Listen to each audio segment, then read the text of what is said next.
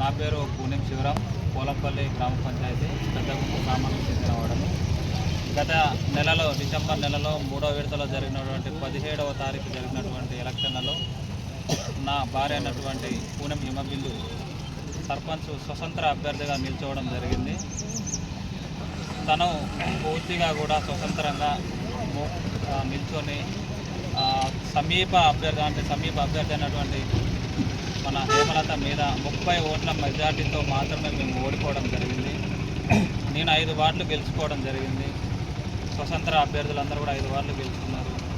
నేను ఓడిపోయినా కూడా నాకు ప్రజల్లో వచ్చినటువంటి ఆదరణ, ఆప్యాయత చూసి ఈరోజు హేమలత గారు నా మీద అక్రమ కేసులు బనాయిస్తూ, నాకు ఎవరైతే మద్దతు తెలిపారో వాళ్ళ మీద అక్రమ కేసులు బనాయిస్తూ రోజు మమ్మల్ని ఓడిపోయినా కూడా మేము బాధ లేకుండా మేము సంతోషంగా మా పనులు ఎవరి పనులు వాళ్ళు చేసుకుంటా ఉన్నా కూడా కావాలని ఇష్యూ చేస్తూ మా మధ్య కులాల మధ్య చిచ్చు పెడుతూ మా వాళ్ళకి మందు తాగిపించేసి మాకే చిచ్చు పెట్టేసి ఆమె అక్రమ కేసులు బనాయిస్తూ మమ్మల్ని పనులకు వెళ్లకుండా స్టేషన్ల చుట్టూ తిప్పుతూ ఉన్నది.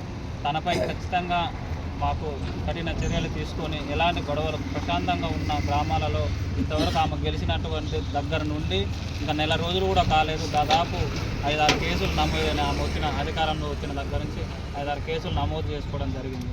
ఇన్ని కేసులు అక్రమ కేసులు పెడుతూ చిన్నదాన్ని కూడా పెద్దగా ఇష్యూ చేస్తూ తనకు సపోర్టుగా ఉన్నటువంటి డిఈ బాలాజీ తను ఉద్యోగం చేసుకోకుండా, తను గవర్నమెంట్ ఉద్యోగి మిషన్ భాగీరథలో డిఈగా పనిచేస్తూ ఉన్నాడు.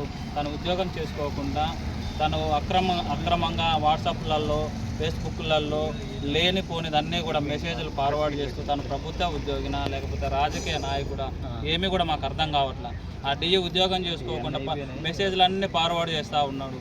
లేనిపోని విధంగా అక్రమంగా నా మీద న్యూస్ స్ప్రెడ్ చేస్తూ ఉన్నారు. నాకు సంబంధం లేనటువంటి కార్యక్రమాలు ఎక్కడ ఏది జరిగినా కూడా అంతా పూణెం శివరామే చేశాడు, పూణెం శివరామే నడిపిస్తూ ఉన్నాడు అని అమాయకులైన మా ఆదివాసీ మధ్యలో కూర్చోబెట్టి మమ్మల్ని ఇంత మనోవేదనకు గురి చేస్తున్నటువంటి సర్పంచ్ హేమలత మరియు బాలాజీ మీద కఠిన చర్యలు తీసుకోవాలని, మీరు దానికి పూర్తిగా సహకరించాలని కోరుకుంటాం.